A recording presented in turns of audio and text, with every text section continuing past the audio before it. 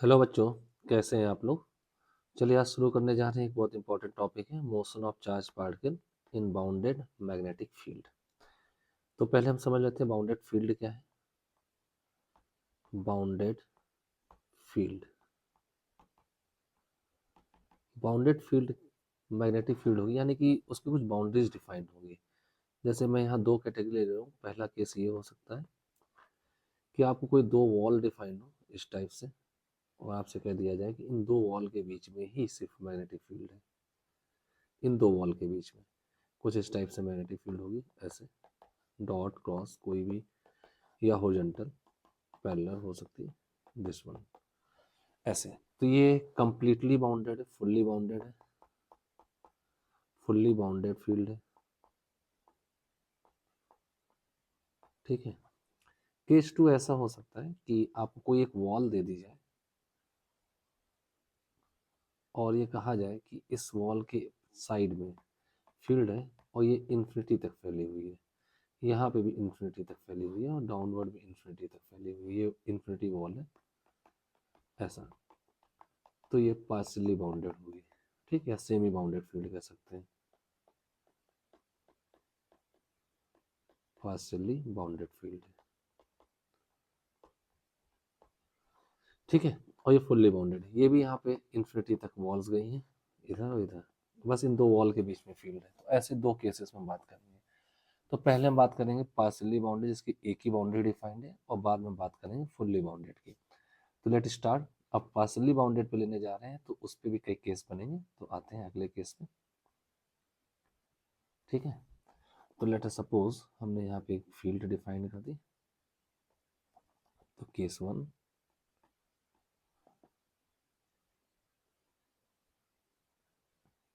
ये हमारे पास एक बाउंड्री मिल गई है। ठीक है। और यहाँ पर फील्ड अवेलेबल है। तो फील्ड हम यहाँ बना देते हैं। लेट सपोज कुछ इस टाइप से फील्ड अवेलेबल है, दूर तक फील्ड अवेलेबल है, कोई दूसरी बाउंड्री नहीं है। And magnetic field is B. अगर मैं अपने कॉपी प्लेन को, बोर्ड के प्लेन को या कॉपी प्लेन को एक्स वाई प्लेन मान लो, तो मैग्नेटिक फील्ड का मैग्नीट्यूड बी है और direction minus K cap inward the plane of copy है। ठीक है। अब यहाँ पर कोई एक चार्ज पार्टिकल एंट्री करता है। Charge particle plus Q charge का है, प्लस क्यू, मास m है, और ये बाहर से बाउंड्री के साथ 90 डिग्री बनाते हुए ऐसे एंट्री करता है इस पॉइंट पर। दिस पॉइंट इज ए, और ये बाउंड्री के साथ 90 डिग्री एंगल बना रहा है। तो जैसे ये पॉइंट ए पे एंट्री करेगा तो इसका वेलोसिटी वेक्टर उस समय ये होगा, this one, this is V naught. Let suppose V naught velocity से एंट्री करता है। क्योंकि ये पॉजिटिव चार्ज पार्टिकल है तो इसमें डायरेक्शन ऑफ फोर्स देखेंगे तो v क्रॉस b। अगर आप v क्रॉस b चेक करें तो v क्रॉस b की जो डायरेक्शन आने वाली है वो कुछ ऐसे आएगी, v cross b। This is the direction of force. ये आपकी फोर्स की डायरेक्शन आ जाएगी, v क्रॉस b की डायरेक्शन। ये मैग्नेटिक फोर्स लगेगा। ठीक है। अब क्योंकि ये यहाँ गॉस देखें, हमारी magnetic field minus Z axis पे, तो ये बात कंफर्म हो जाती है कि हमारा मैग्नेटिक फोर्स जो है, यानी कि वेलोसिटी मैग्नेटिक फील्ड के परपेंडिकुलर है। इसका पाथ तो सर्कुलर पाथ होना है, सर्कुलर पाथ होना है। अब सर्कुलर पाथ का सेंटर कहाँ होगा, क्योंकि इसमें जो मैग्नेटिक फोर्स है वही सेंट्रीपिटल फोर्स प्रोवाइड कराएगा। तो हम ऐसे एज्यूम कर लेते हैं इसका सेंटर इसी लाइन पर ही कहीं ना कहीं होगा। अब इसका सेंटर इसी लाइन पर कहीं होगा तो कैसे कितना पाथ पूरा होगा वो मैं आपको दिखाता हूँ। तो मैं इसका डायग्राम बनाता हूँ, वो देखिएगा। तो कुछ ऐसे होगा।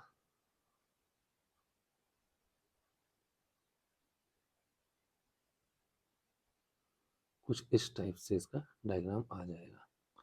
अभी मैंने एक एक्सपेक्टेड डायग्राम बना दिया है, जैसे कंप्लीट सर्किल बनता दिखे आपको। सही मायने में कुछ इसका पाथ ऐसे हो जाएगा, इस टाइप से, ये ऐसे घूमेगा, राइट। तो ये एक सर्कल बना है, तो इसका सेंटर यहाँ कहीं हो जाएगा, ये सी होगा। और ये पॉइंट बी से बाहर निकल जाएगा। पॉइंट बी पे आकर मैग्नेटिक फील्ड खत्म, तो टेंजेंशियली आउट हो जाएगा, ये ऐसे। आप पता है मैग्नेटिक फील्ड इसकी स्पीड में कोई चेंज नहीं करेगी, तो ये बाहर निकल चुका है, राइट। अब हम बात करते हैं तो यहाँ पर हम कैलकुलेशन कर सकते हैं ए से सी जो डिस्टेंस है वही बी से सी डिस्टेंस है। सी इसका सेंटर, ये रेडियस होगी, और सर्कल पाथ रेडियस हो जाएगी M V upon Q B.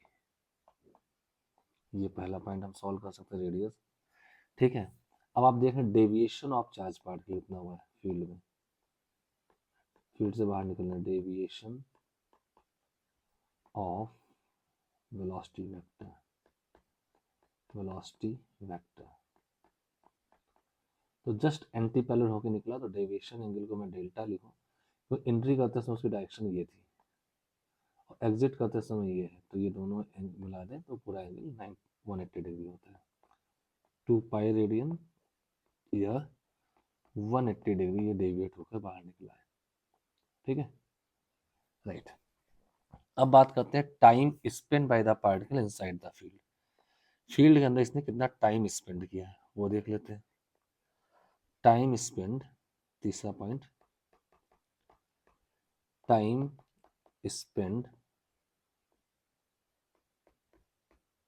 Inside field, inside field. तो इसको निकालने के हमारे पास दो तरीके हो सकते हैं। पहला तो हम देख पा रहे हैं आधा सर्किल पूरा किया है, ठीक है, तो जो टाइम स्पेंड हुआ है ए टू बी तक का, हाफ सर्किल टाइम हो तो total time period of circular path upon 2 होगा। Total time period of circular path था 2 पाई एम अपॉन क्यू बी, और बाई 2 कैंसिल हो गया। तो जो भी इसने टाइम स्पेंड किया है ए से बी तक वो पाई एम अपॉन क्यू बी है, हाफ सर्किल चलने का। एक तरीका तो ये है निकालने का। दूसरा तरीका हम कैसे निकाल सकते हैं इसको टाइम स्पेंड। अगर मैं बात करूं डेल्टा, जो डेविएशन है, इतना एंगल वेलोसिटी वेक्टर घूमा है, तो ये भी इतने पाथ घूमा होगा, तो डेल्टा यानी कि डेल्टा इक्वल थीटा हो जाएगा इसका एंगुलर डेविएशन। इसको मैं ओमेगा टी लिख सकता हूँ।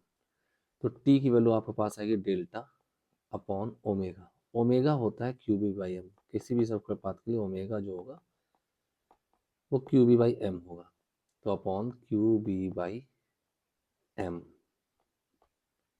तो अगर मैं यहाँ से इधर चेक कर लूँ तो time period, time spend inside the field आ जाएगा। डेल्टा हमारे पास था कितना, डेल्टा 2 पाई एंगल, सॉरी ये गलत लिख चुका हूँ, पाई एंगल होगा, ऊपर ये गलत हो चुका है, ये एंगल तो पाई है ना, 2 पाई तो 360 हो जाता है पाई।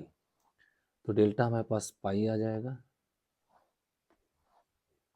डेल्टा हमारे पास पाई हो जाएगा upon Q B by M.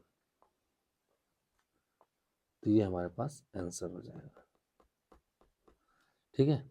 ऊपर प्रिंटिंग मिस्टेक हुई है, तो इस मिस्टेक को माइंड मत करिएगा, क्योंकि मैंने 180 ठीक लिखा था बट यहाँ 2 पाई लिख गया था, ठीक है। तो यहाँ पे मैं स्टार बना दे रहा हूँ, और ये स्टार का मतलब यहाँ देख लीजिए आप, ठीक है। तो it was a kind of printing mistake. तो ये एक था हमारा पहला केस जो मैंने आपको बता दिया। अब आते हैं हम दूसरे केस में, ये सारी चीज़ें यहाँ पे सॉल्व हो गई हैं। आते हैं केस 2 पे, ठीक। केस 2 लेते हैं। केस 2 ऐसे ही हमारी फील्ड हुई, देखिएगा ये पार्सली बाउंडेड फील्ड ले रहा हूँ।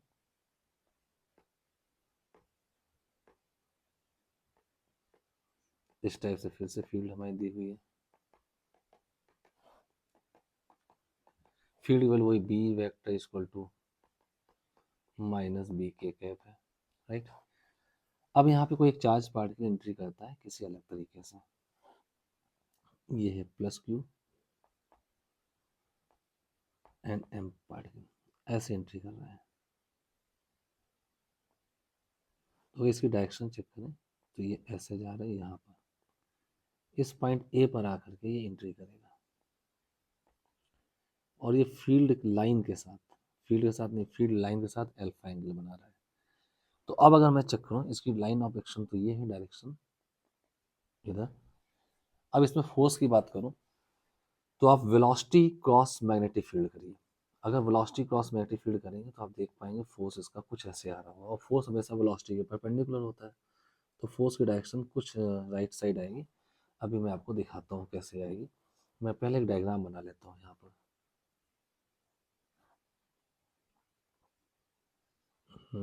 चलिए डायग्राम बना लेते हैं, एक सर्कल ड्रॉ कर लेते हैं, ठीक है।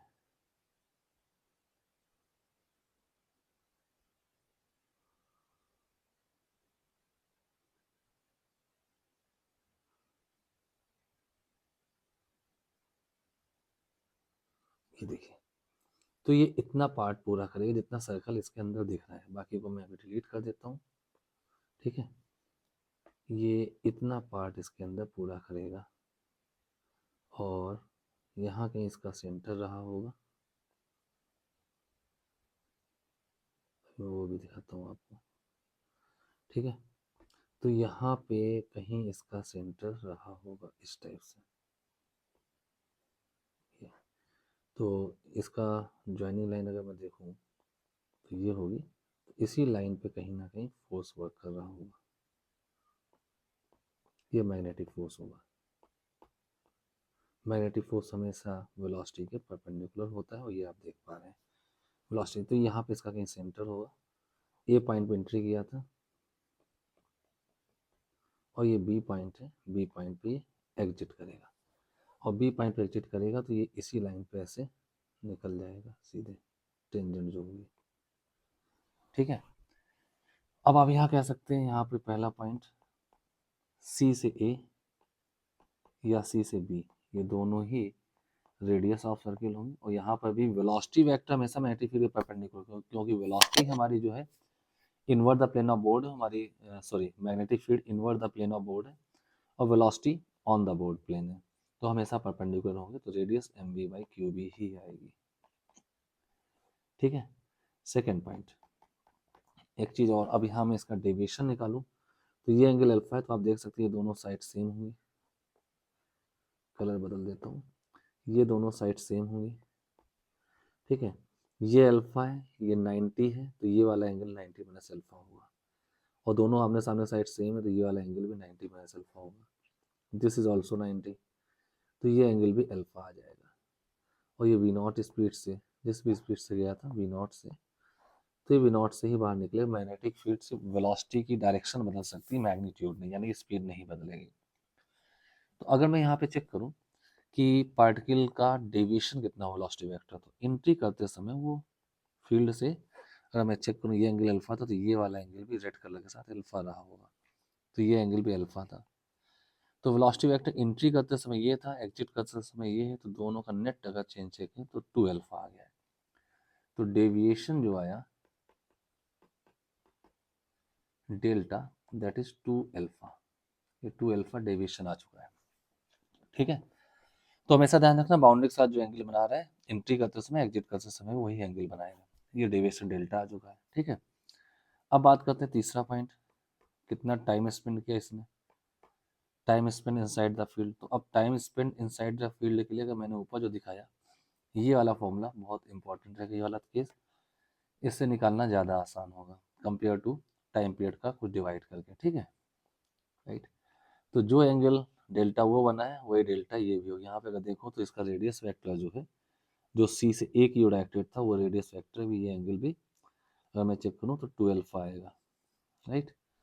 तो अगर मैं देखूँ डेविएशन जो आया तो वो 2 अल्फा था। तो time spend inside the field, time spend inside field, inside field जो टाइम आएगा, तो मैं थीटा को डेल्टा लिख सकता हूँ, और इसी को ओमेगा टी, तो टाइम जो आपके पास आ जाएगा theta upon omega T, omega theta upon omega हो जाएगा, और थीटा आपके पास है 2 अल्फा, अल्फा यहाँ रेडियन लगाना होगा, upon Q B by M, 2 m alpha by Q B आपका टाइम स्पेंड हो जाएगा, ठीक है। तो ये एक तरीका था। अब बात करते हैं केस 3 की, आगे बढ़ते हैं, सेम टाइप से केस 3 भी होगा, उसमें कुछ थोड़ा सा डायग्राम बदलेगा। केस 3, तो let start with case 3। Case 3 में फिर से हम एक फील्ड बना लेते हैं, बाउंड्री ऑफ द फील्ड इस टाइप से, और यहाँ पर मैग्नेटिक फील्ड भी इसी तरीके दिखा देते हैं। सेम फील्ड है, B equal to minus B K cap, minus B K cap. अब यहाँ पे भी एक चार्ज पार्टिकल एंट्री कराएंगे, बट वो अब अलग तरीके से एंट्री होगा। ये चार्ज पार्टिकल प्लस क्यू है, मास m है, कुछ इस टाइप से एंट्री करने जा रहा है v0 स्पीड से, ऐसे गए तो ये इस पॉइंट ए पे एंट्री करेगा, और ये बाउंड्री के साथ एक एंगल ग्रेटर देन 90 अल्फा बन रहा है। ठीक है, अब यहाँ पर देखें इसका पाथ कैसा होगा। ठीक है, वेलोसिटी वेक्टर अगर देखें तो ये यहाँ पर देखें ऐसे इस लाइन पे इसकी वेलोसिटी जा रही है, और ये वेलोसिटी मैग्नेटिक फील्ड के परपेंडिकुलर यहाँ पर भी होगी। राइट, तीनों केसेस में से फील्ड के साथ, फील्ड लाइन के साथ अलग अलग एंगल बनाया है, बट मैग्नेटिक फील्ड की जो डायरेक्शन है, फील्ड की बाउंड्री के साथ अलग एंगल बनाया है, मैग्नेटिक फील्ड के साथ हमेशा 90 डिग्री का है। ठीक है, तो यहाँ पर इसका पाथ सर्कुलर होना है, लेकिन इसके पहले मैं इसका सर्किल ड्रॉ कर देता हूँ। चलिए देखिएगा सर्किल यहाँ पे कैसे आएगा।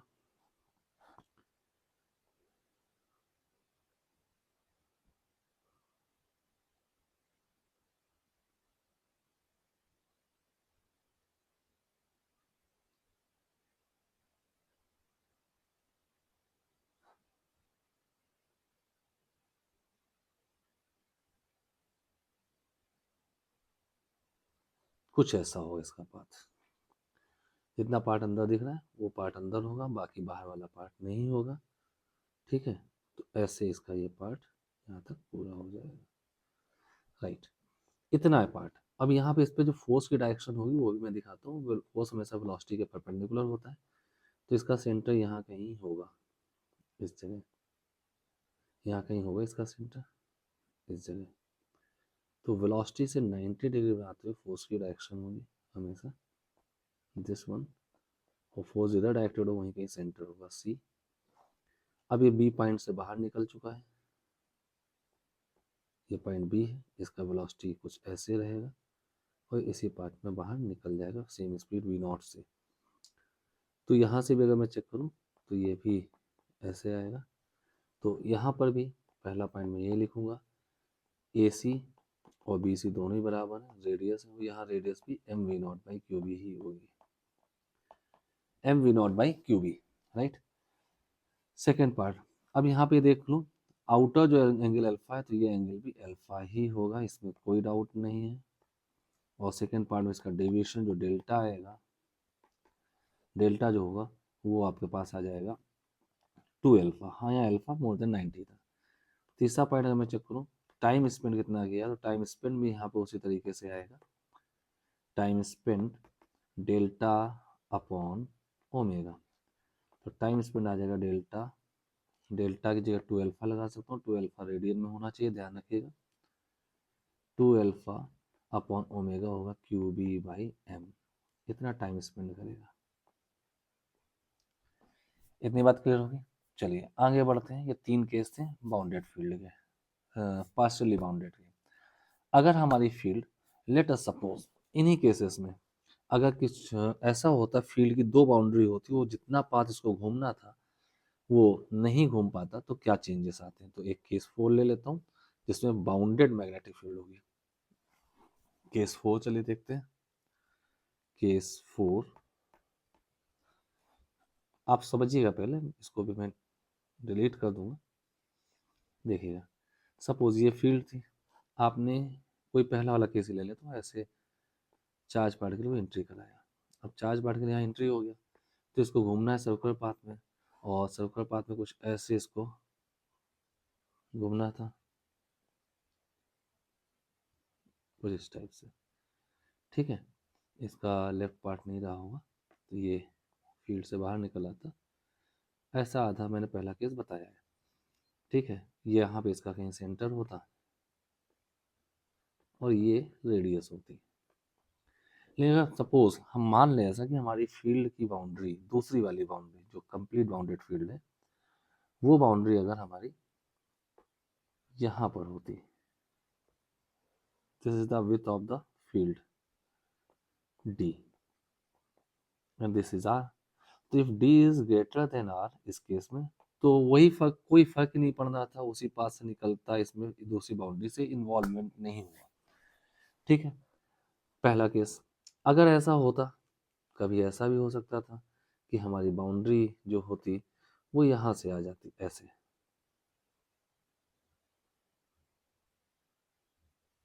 कुछ ऐसे होती। लेट सपोज, तो चार्ज पार्टिकल जब ए से चलता और इस पॉइंट पर आता, तो यहाँ पर आकर फील्ड खत्म, तो टेंजेंटली ऐसे निकल जाता। तो एंट्री करता वो फर्स्ट बाउंड्री से और एग्जिट करता सेकेंड बाउंड्री से। तो मैं इसी केस को लेने जा रहा हूँ। ठीक है, तो यहाँ पे इस केस के लिए बात करूँ तो great R greater than D हो गया है, या आप ये कहते हैं डी लेस देन आर हो गया है। ठीक है, तो मैं इसी केस की बात करने जा रहा हूँ, इसमें क्या क्या चीज़ें हम सॉल्व कर सकते हैं। ठीक है, तो चलिए आगे बढ़ते हैं डायग्राम को, या इसी को यहाँ पे मैं डिलीट कर देता हूँ। राइट, इसी की जगह बताता हूँ आपको एक नया डायग्राम लेकर के। तो लेट स्टार्ट।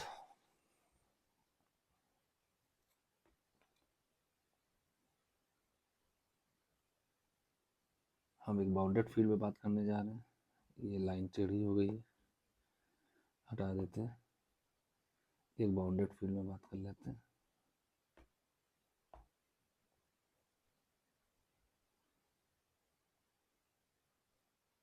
ये है, यहाँ पे कुछ मैग्नेटिक फील्ड अवेलेबल है, वो बना देता हूँ बी वेक्टर माइनस बी के। राइट, यहाँ पे एक चार्ज पार्टिकल आता है जो कि 90 डिग्री पर लाइन के साथ बाउंड्री ऑफ द फील्ड के साथ प्लस क्यू और एम मास का चार्ज पार्टिकल ऐसे चला आ रहा है। यहाँ पे एंट्री करता है इस पॉइंट ए पर। इसका वेलोसिटी वेक्टर कुछ इधर रहा होगा, suppose along the X axis V naught है। अब जैसे यहाँ पे एंट्री किया तो इस पर फोर्स लगना शुरू होगा। फोर्स की डायरेक्शन क्या होगी वो मैं दिखाता हूँ ग्रीन कलर से। फोर्स इसमें अलोंग द बाउंड्री लगेगा एफ। तो लेट सपोज इसका सेंटर यहीं कहीं होगा। राइट, तो अगर मैं इसको ऐसा डिफाइन कर दूं, इसको ये सर्कुलर पाथ को मैं कुछ ऐसे दिखाता हूँ।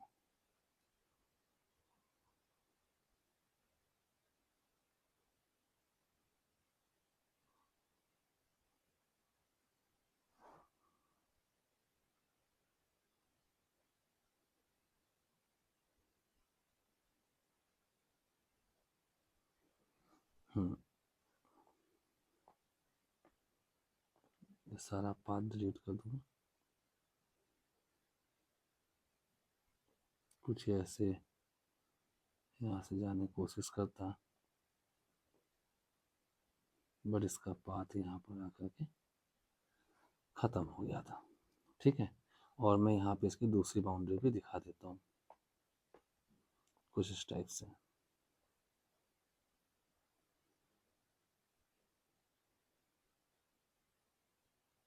ये and this is the D, और ये इसके रेडियस से कम था। इसको पूरा सर्किल करना है, इसका सेंटर कहीं ना कहीं ऊपर रहा होगा। सपोज यहाँ मैं मान लेता हूँ इसका सेंटर रहा था, दिस वन इसका सेंटर था। इसको सर्कुलर पाथ पूरा करना था, बट ये ए से चला और बी पॉइंट पे आके इसको दूसरी बाउंड्री मिल गई और ये बी से ऐसे निकल गया। हाँ, निकलते समय इसकी स्पीड वी नॉट ही रही होगी, इसमें कोई डाउट नहीं है। अब ये जो है आपका, यहाँ से मैं इसको ज्वाइन करूँ तो ये अभी भी ए सी और B C radius of circular path ही रहे होंगे, जिसकी value m we by q v होगी, m we not by q v होगी। ठीक है, राइट। अब हम बात कर लेते हैं, ये हॉरिजॉन्टली एंट्री किया था, तो यहाँ पे अगर मैं हॉरिजॉन्टल बनाऊँ तो अपने पास से एंगल थीटा बनाते हुए निकल गया दूसरी बाउंड्री से। तो ये एंगल भी, रेडियस वेक्टर भी सेम एंगल थीटा ही घुमा होगा। ठीक है, राइट। इसी लाइन को मैं अगर आगे बढ़ा दूँ तो इस पॉइंट को डी मान लेते हैं। Okay, and this is a radius B C. तो ये पार्ट जो आपके पास आएगा आर साइन थीटा आ जाएगा, सॉरी आर का बेस है तो ये आर कॉस थीटा आ जाएगा। And this part is R sine theta, radius का साइन थीटा। ओके, जब ये velocity vector V naught angle से बाहर निकला तो इसकी वेलोसिटी के दो कंपोनेंट हो जाएंगे। मैंने ऐसा मान लिया कि this is the X axis, this is the Y axis, ठीक है। तो ये आपके पास वी एक्स कंपोनेंट हो जाएगा, कितना हो जाएगा, वी नॉट कॉस थीटा, और ये वी वाई कंपोनेंट हो जाएगा वी नॉट साइन थीटा, ठीक है।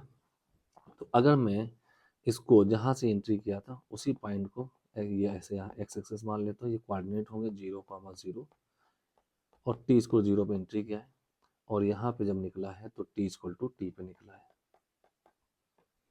ठीक है। तो अगर मैं इसके कोऑर्डिनेट चेक करूँ तो इस पार्टिकल के, तो ये कोऑर्डिनेट होंगे इतना, अगर मैं यहाँ से डिस्टेंस बना दूँ, ये एक्स होगी और ये वाई डिस्टेंस होगी।